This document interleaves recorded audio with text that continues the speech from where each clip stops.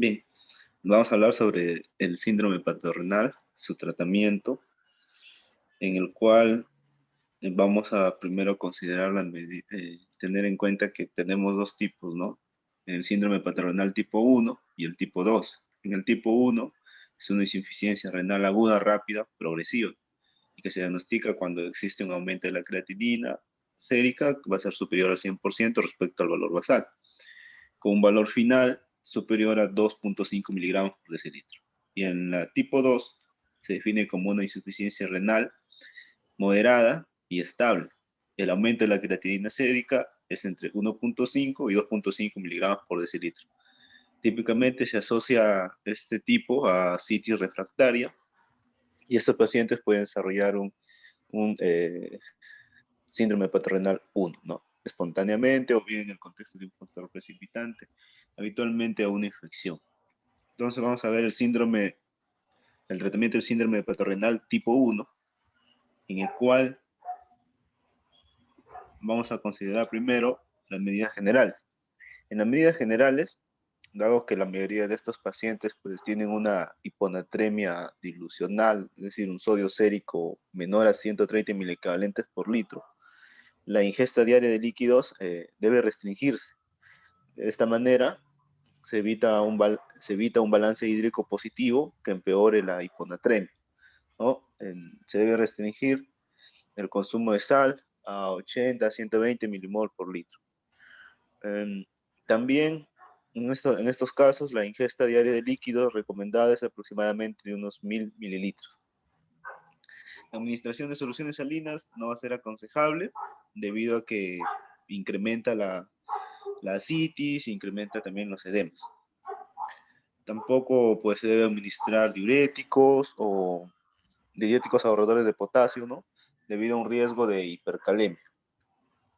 Y si en el caso que se presente por una asitis grado 1 o 2, utilizar dosis creciente de diuréticos para de esta manera controlarla. Y si hay una asitis grado 3 o asitis refractaria, pues la primera línea va a ser realizar una paracentesis de gran volumen, como medidas generales. En esta tabla se evidencian las recomendaciones para el tratamiento del síndrome hepatorenal tipo 1, que viene a ser evaluación del paciente para un posible trasplante hepático. También al comenzar el tratamiento con vasoconstrictores, esos vasoconstrictores es más albúmina. También considerar la posibilidad de una derivación percutánea portosistémica intrahepática en pacientes con una insuficiencia hepática grave, en caso también de la falta de respuesta de los vasoconstrictores que utilicemos. Y considerar una hemodiálisis en caso de un edema pulmonar, en caso de hipercalemia grave o acidosis metabólica que no responde al tratamiento convencional. Entonces, en trasplante hepático, el trasplante hepático constituye el tratamiento de elección para los pacientes con cirrosis y también los pacientes con un síndrome hepatorenal, ya que lo que va a hacer es resolver la enfermedad hepática, ¿ya? Y como la enfermedad renal asociada. Ahora, la corta expectativa de vida y el tiempo de espera, esto viene a ser, es decir, el tiempo de espera que es prolongado en la mayoría de centros hospitalarios, son los principales inconvenientes en la aplicabilidad del trasplante en los pacientes con un síndrome hepatorenal. También a considerar las políticas de asignación de los órganos que vienen a ser diferentes en cada país, ¿no? Además de ello, actualmente muchos de estos centros hospitalarios utilizan la puntuación MEL, la fórmula MEL, para asignar la asignación de órganos, dado que la fórmula, como podemos observar, esta fórmula incluye los valores séricos de creatinina, bilirrubina y la razón internacional normalizada, que es el INR. Los pacientes con un síndrome hepatorenal van a tener su puntuación MEL elevada, ¿ya? Y los pacientes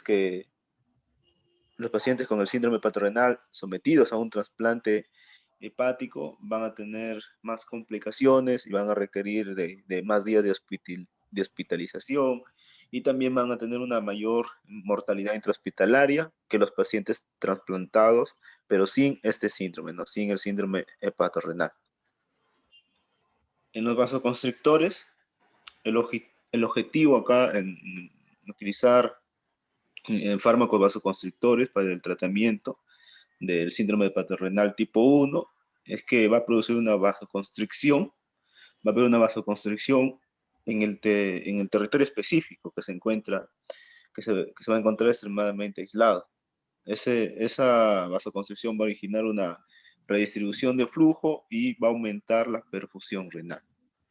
Eso es lo que, lo que se va a realizar con estos vasoconstrictores. Ahora, en estudios no controlados se han utilizado dos tipos de fármacos. Están los análogos de la vasopresina, que son la ornipresina y terlipresina, y también están los agonistas alfa-adrenérgicos, en los cuales tenemos norepinefrina y también midodrina. Estos van a actuar pues, en receptores V1 de la vasopresina y también los alfa-1 adrenérgicos, cada uno respectivamente, ¿no? Ya, a su vez, el fármaco que más se utiliza es la terlipresina, es el fármaco más utilizado. Y estos fármacos se administran junto con la albúmina para que de esa manera aumente el efecto sobre el volumen arterial. Por eso se administra junto con albúmina, ¿no? Vamos a ver que va a haber una mejoría en el filtrado glomerular. A su vez, complicaciones isquémicas por el uso de la terlipresina es baja, ¿ya? Va a ser baja, va a tener un 5 a 10% en comparación, esto comparándolo con otro fármaco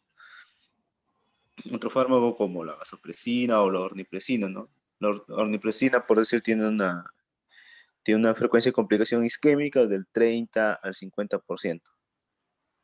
Además, pacientes con terlipresina va a tener una mayor supervivencia, va a tener una mayor respuesta. Ahora, hay estudios, por decir, hay un estudio aleatorizado y controlado que lo que hace es valorar el efecto de la terlipresina, ¿no? Que es el fármaco más utilizado. Valora el efecto de la terlipresina con la albúmina, comparándolo con un placebo. Entonces, el porcentaje de respuesta con terlipresina fue del 34%. Pero sin embargo, los pacientes que respondieron al tratamiento presentaron una mayor supervivencia que los pacientes que no respondieron. A su vez, este resultado de este estudio son similares a un estudio multicéntrico español, en el que el porcentaje de respuesta, en este estudio fue del 77%. Bien, entre las dosis, ¿no? que se tienen en cuenta de los vasoconstrictores que he mencionado, por decir la terlipresina, que es la más utilizada, es de un 0.5 a 2 miligramos en bolo cada 4 o 6 horas durante 15 días. Noradrenalina, 0.5 a 3 miligramos por hora en infusión intravenosa durante 15 días. Midodrina, 7.5 a 12.5 miligramos cada 8 horas durante un mes. Y la albúmina que se va a utilizar es 1 gramo por kilogramo el primer día y seguido de 20 a 40 gramos por día en los días posteriores. Este es el resultado de los estudios en los que se utilizaron los agentes vasoconstrictores en el tratamiento del síndrome hepatorrenal, ¿no? Se utilizaba el fármaco, unipresina, terlipresina, junto con albúmina. Y se ve la respuesta, ¿no? De un 92%, por decir, un estudio de Mulcahy, de la terlipresina más la albúmina, ¿no? Y la sobrevida, también se valora la sobrevida mayor a un mes, ¿no? Por decir, de 88%, ornipresina con albúmina y terlipresina con albúmina de un 80%. Ese es en el caso de los estudios. En los vasoconstrictores que se han mencionado, un caso un poco más detallado en este cuadro, Por decir, la terlipresina se inicia con 1 miligramo cada 4 horas intravenoso, es al inicio. Si al tercer día de tratamiento no existe un descenso de la creatinina sérica, ¿no? Si está mayor al 25% respecto al valor basal, entonces lo que se hace es aumentar la dosis. Se aumenta a 2 miligramos por 4 horas y se considera respuesta al tratamiento si la creatinina sérica se reduce hasta unos valores inferiores a 1.5 miligramos por decilitro o 133 micromol por litro. Además, la duración media del tratamiento hasta conseguir la respuesta es de unos 7 días. Midodrina y octreotide, en este caso, es de 7.5 miligramos cada 8 horas vía oral y que se puede aumentar hasta 12.5 miligramos cada 8 horas también. Y el octreotide es de 100 microgramos por hora subcutáneo, que se puede aumentar, ¿no?, a un valor de 200 microgramos cada 8 horas.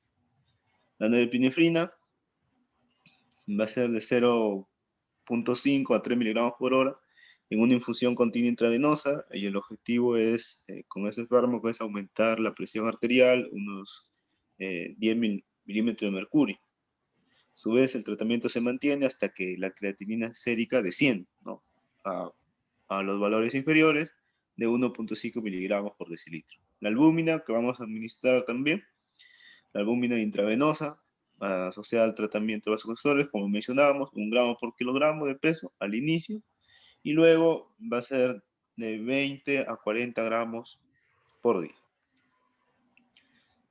Tener en cuenta también la derivación percutánea portosistémica e intrahepática. En esta derivación percutánea portosistémica e intrahepática viene a ser una prótesis que va a comunicar la vena porta y las venas suprahepáticas. Hay una comunicación. Entonces, el procedimiento es colocarlo por vía transyugular y el objetivo va a ser disminuir la presión portal. Entonces, en los pacientes, nosotros estamos viendo que tiene el síndrome hepatorenal tipo 1, ya esta derivación percutánea portosistémica intrahepática, lo que hace es mejorar la función circulatoria y reducir la actividad de los sistemas vasoconstrictores, y también se asocia con un incremento en la perfusión renal y del filtrado glomerular. Va a haber una disminución de la creatinina, una disminución de la concentración de creatinina hasta en un 60% de los pacientes. Y la colocación de esta derivación percutánea portosistémica va a estar contraindicada en pacientes con una enfermedad hepática grave, ¿no? Esto se determina con la puntuación de Child-Pugh, ¿no? Que evalúa albúmina, bilirrubina, ascitis, encefalopatía, tiempo de Kip. Y si la puntuación es mayor de 12, nosotros si tenemos una puntuación mayor de 12, o en el caso de encefalopatía hepática grave, es donde está contraindicada esta derivación percutánea, ¿no? Esto es por las complicaciones, porque todas las complicaciones. Ahora, se ha utilizado también en forma secuencial esta derivación tras el tratamiento con vasoconstrictores.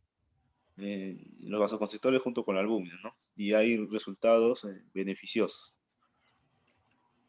Otras medidas terapéuticas, pues tenemos la hemodiálisis, que se ha utilizado en el tratamiento de síndrome hepatorenal tipo 1, especialmente en pacientes que son candidatos a trasplante hepático. La mayoría de los pacientes no van a tolerar bien este procedimiento y desarrollan efectos adversos importantes como hipotensión, diátesis hemorrágica e infecciones. La presencia también de sobrecarga de volumen o la acidosis metabólica y también la hipercalemia, esos constituyen una indicación de hemodiálisis. Otras técnicas en casos aislados son la hemodiafiltración o la hemofiltración arteriovenosa o venovenosa continua, y podrían ser útiles en casos de pacientes con anasarca grave, ya que producen un balance hídrico negativo sin hipotensión, en esos casos. También se ha descrito una cierta mejoría de la función renal y de la supervivencia en una pequeña serie de pacientes con síndrome hepatorrenal, tratados con diálisis con albúmina. Sin embargo, estos resultados deben confirmarse pues, en pacientes más amplios, ¿no? Y, y tener más estudios. En el caso del tratamiento del síndrome hepatorenal en el tipo 2, ¿no? El hallazgo clínico más frecuente de estos pacientes es la presencia de una ascitis refractaria. Y como medida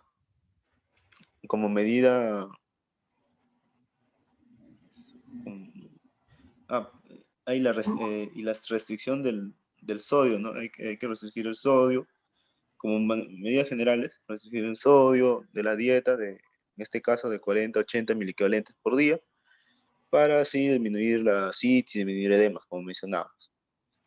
También en los diuréticos, que van a estar indicados solo en casos de que se aumente la natriuresis, en esos casos, ¿no?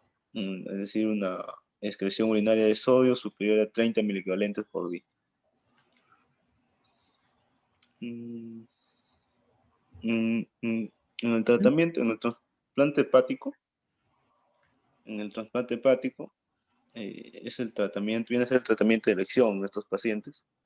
Y lo ideal es que el paciente se incluya en la lista de trasplante hepático antes de que se desarrolle un síndrome hepatorenal. En el caso de los vasoconstrictores, pues la información, ¿no?, que hemos visto sobre estos vasoconstrictores es un poco más limitado, ¿no?, que en el caso del síndrome hepatorenal del tipo 1.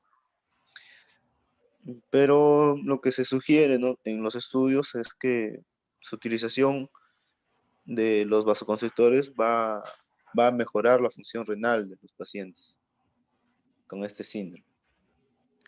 En el caso de una derivación percutánea portosistémica intrahepática, el uso de este tratamiento en estos pacientes, ¿no?, del tipo 2 se asocia con su mejoría de la función renal, el control de la ascitis, y hay un menor riesgo de desarrollo de un síndrome hepatorenal tipo 1. A su vez, un subanálisis de paciente con síndrome hepatorenal tipo 2, incluido un estudio aleatorizado, ¿no?, que comparaba esta derivación con paracentesis periódicas con expansión con albúmina en pacientes pues, con una ascitis refractaria, lo cual no demostró una mejoría en la supervivencia en los pacientes tratados con derivación percutánea portosistémica intrahepática. Recomendaciones para el tratamiento del síndrome hepatorenal tipo 2. Tenemos la evaluación del paciente para el trasplante hepático, que es el tratamiento de elección. También el tratamiento de la ascitis con diuréticos, solo si causa natriuresis significativa, es decir, mayor de 30 miliequivalentes por día. También restringir la ingesta de sodio, ¿no?, a 40 a 80 miliequivalentes por día. Indicar paracentesis periódicas con albúmina para el tratamiento de la ascitis recurrente o de gran volumen. También la restricción hídrica en caso de hiponatremia dilucional. Y considerar los vasoconstrictores o derivación percutánea portosistémica intrahepática, considerarlo antes del trasplante hepático. Acá tenemos una figura de la patogenia del síndrome hepatorenal y vamos a ver los tratamientos que hemos mencionado, como el uso de vasoconstrictores, la derivación, ¿no?, la derivación percutánea portosistémica intrahepática y el trasplante hepático. En el síndrome hepatorenal va a producirse una vasoconstricción renal. Esa es la patogenia, ¿no?, desde la cirrosis hasta el síndrome hepatorenal. En la cirrosis, al producirse un aumento de la resistencia vascular intrahepática, ocasionando la hipertensión portal, que a su vez aumenta los vasodilatadores espláncnicos, ocasionando una vasodilatación espláncnica, y a su vez se suma la incapacidad cardíaca para compensar esa disminución en la precarga, produciendo una hipovolemia arterial efectiva grave, ¿no? Disminuye la presión arterial y hay una estimulación de los sistemas vasoconstrictores, es decir, una vasoconstricción en las extremidades y la circulación cerebral. Y esa vasoconstricción renal, ¿no? Que va a haber un aumento en los vasoconstrictores renales, una disminución de los vasoconstrictores renales, ocasionando un síndrome hepatorrenal, ¿no? Esto fue la patogenia del síndrome hepatorrenal, según la teoría de vasodilatación y sus posibles tratamientos, ¿no? Trasplante hepático, la derivación percutánea portosistémica intrahepática y el uso de los vasoconstrictores. En el tratamiento de peritonitis bacteriana espontánea, vamos a ver medidas generales. El tratamiento antibiótico empírico, ¿no? Se realiza un tratamiento antibiótico empírico, se realiza un tratamiento para la prevención de las complicaciones y evaluar la respuesta al tratamiento. En este caso debemos tener en cuenta que los resultados de los cultivos pueden demorarse entre 24 a 48 horas y se debe iniciar la terapia antibiótica sin esperar los resultados dentro de lo posible, ¿no? Después de la toma de las muestras, ¿no? Dentro de lo posible. De esta manera se inicia la antibiótico-terapia de manera empírica para peritonitis bacteriana espontánea. Entonces, el tratamiento antibiótico empírico se va a iniciar como en la medida de lo posible luego de que se tomen las muestras, ¿no? Entonces vamos a tener antibióticos potencialmente nefrotóxicos, por ejemplo los aminoglucósidos, los cuales estos no se deben usar como una terapia empírica, ¿no? Tenemos que tener en cuenta ello. También la cefotaxima, que es una cefalorina de tercera generación y cubre la mayoría de los organismos causantes de esta peritonitis bacteriana espontánea, ¿no? 4 gramos por día o 8 gramos por día por 5 días o 10 días. Su concentración en líquido acítico durante el tratamiento, lo que hace resolver la infección en el 77 al 98% de los pacientes con ese antibiótico. Alternativamente, la administración de penicilina, ácido clavulámico, ¿no? Estos antibióticos, primero por una vía intravenosa y después por la vía oral. Los resultados van a ser resultados similares respecto a la resolución de una peritonitis bacteriana espontánea y la mortalidad comparado con la cefotaxima. ¿No? Va a haber un coste muy inferior y en este caso hay pocos estudios comparativos. El otro antibiótico es ciprofloxacino, que se administra bien durante unos 7 días por vía intravenosa o bien durante 2 días por vía intravenosa y luego de esos 2 días va seguido por 5 días por vía oral. En la tasa de resolución de la peritonitis bacteriana espontánea, ¿no? Va a haber una supervivencia hospitalaria similar comparándolo con la cefotaxima y tener un coste inferior. En el caso del ofloxacino oral, ha dado resultados similares a la cefotaxima y en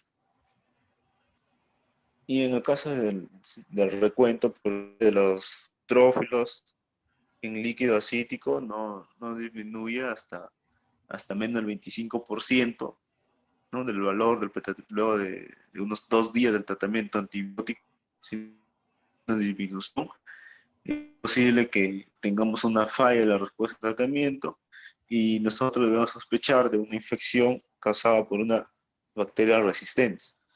Debido a ello, se debe modificar el tratamiento antibiótico según la sensibilidad.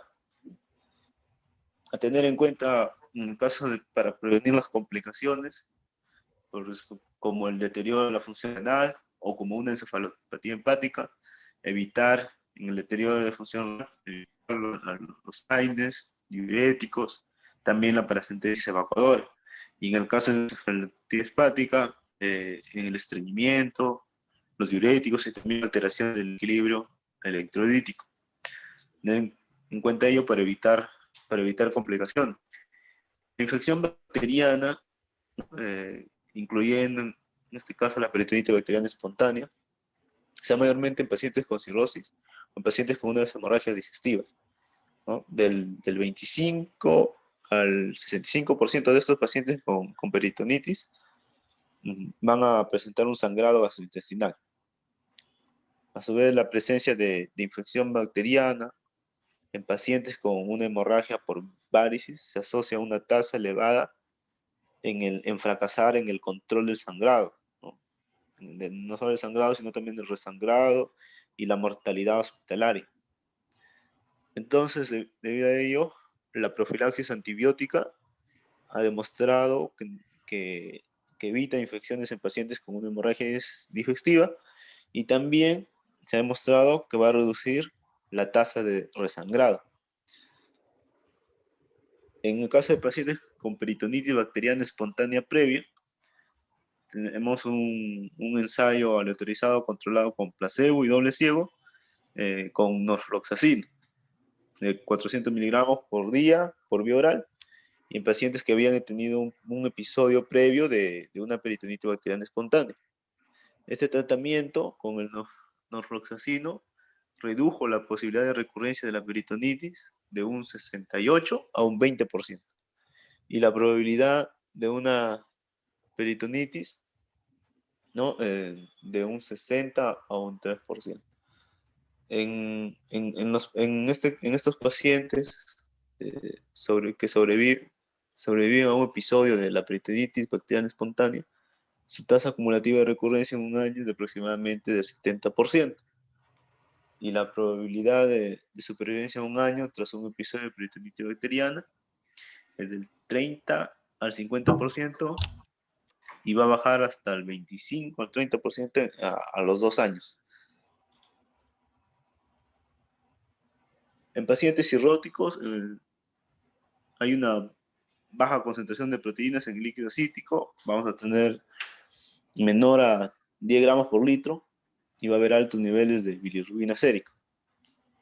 Vamos a tener un alto riesgo de desarrollar un primer episodio de peritonitis bacteriana espontánea, ¿no? Este es en el caso del estudio de un ensayo aleatorizado que fue controlado con placebo, fue doble ciego también, y los pacientes tenían una enfermedad hepática severa con menos de 15 miligramos por litro de proteínas en líquido acítico y no tenían la peritonitis bacteriana espontánea previa.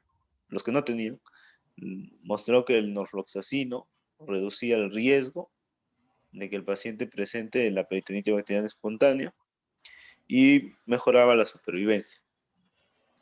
Como medidas profilácticas para la peritonitis bacteriana espontánea, tenemos la extensión del alcohol, también reducir el tiempo de hospitalización, evitar la manipulación invasiva innecesaria, mejorar el estado nutricional, prevenir otras complicaciones de la cirrosis, también evitar la translocación bacteriana intestinal y la antibioticoterapia sistémica. Eso es lo que había revisado. Hasta ahí 26, ¿no? Pero es más, ¿no? ¿O todavía?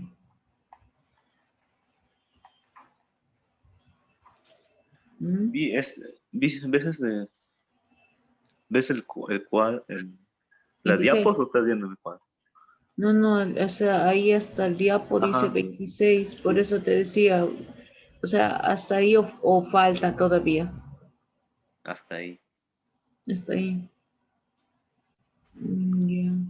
Sí, bueno, yo voy a, igual como ya quítale la grabación que está grabando lo que estamos hablando ahorita.